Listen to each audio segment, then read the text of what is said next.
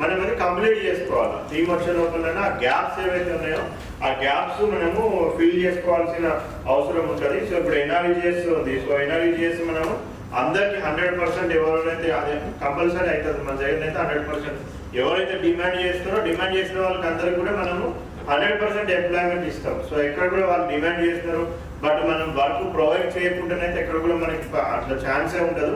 So అది ఎట్లయినా మనకి 100% ఉంటుంది.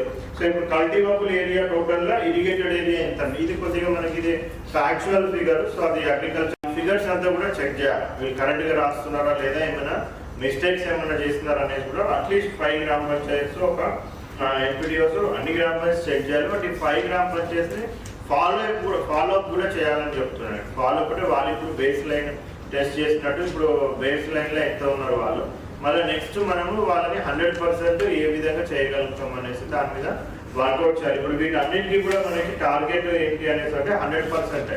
సో మళ్ళీ దానికి వేరేది ఏం లేదు, 100% మనం ఇవన్నీ కూడా అచీవ్ చేయాల్సిన అవసరం ఉంటుంది. కొన్ని మిస్టేక్స్ చేయడము, సో కొద్దిగా డేటా ప్రాపర్గా తీసుకోకపోవడము, సో డిఫరెంట్ డిపార్ట్మెంట్స్ మధ్యలో ప్రాపర్గా కన్వర్జెన్స్ కాకపోవడం, సో కోఆర్డినేషన్ లేకపోవడం, సో ఇటువంటి ఇష్యూస్ అంతా కూడా రావడం వల్ల ఆ డేటా ఏది దొరుకుతుందో ఆ డేటా ఎంటర్ చేయడం, సో ప్రాపర్గా క్యాలిక్యులేట్ చేయకపోవడం వల్ల సో మనకి రావాల్సిన ర్యాంకింగ్ రాకుండా పోవడం.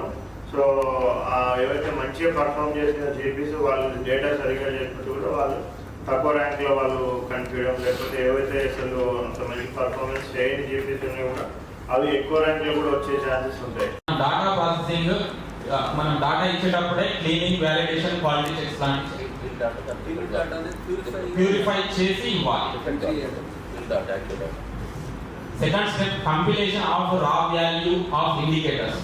మనకు కొన్ని న్యూమరిక్ ఇండికేటర్, ఈ బైనరీ క్వశ్చన్ కూడా మనకు న్యూమరిక్ గా మారి మనకి ఇప్పుడు ఉదాహరణకు గ్రామ పంచాయతీ ఉంది, 100 పాయింట్స్ వస్తాయి అన్నట్టు. మనకు న్యూమరిక్ గా అది మారుతుంది అని దాని అర్థము.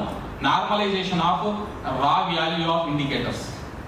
ఈ నార్మలైజేషన్ అంటే మనకు ఉన్న క్వశ్చన్స్, ఒక టాపిక్ మీద 10 క్వశ్చన్స్ ఉన్నాయి, ఇంకో టాపిక్ మీద 2 క్వశ్చన్స్ ఉన్నాయి. ఒకటి పర్సెంటేజ్ లో అడిగారు, ఒకటి నంబర్ అడిగారు, ఒకటి ఎస్ఆర్ నో అడిగారు. ఇందులో ఇల్లు సాచురేషన్ బేసిస్ మీద ఇచ్చినాము. సో అటువంటి మనము మోడల్ గ్రామ పంచాయతీగా వాటిని తయారు చేయొచ్చు. అవి కాకుండా కూడా వేరే గ్రామ పంచాయతీస్ కూడా ఎవ్రీ మండల్ కూడా ఒక 3-4 గ్రామ పంచాయతీస్, కొన్ని మండల్స్లో 5-6 గ్రామ పంచాయతీస్ కూడా మనం మోడల్గా రెడీ చేయొచ్చు. ఈ పంచాయతీస్ మనకి మంచి పర్ఫార్మెన్స్ ఇచ్చే ఛాన్సెస్ ఉన్న పంచాయతీస్ ఉంటాయి. సో అవి ఎంపీడీఓ వైజ్ కూడా ఐడెంటిఫై చేయండి. ఐడెంటిఫై చేసి వాటిని మనం మోడల్ పంచాయతీస్ కింద కూడా మనము తీసుకొని రావచ్చు.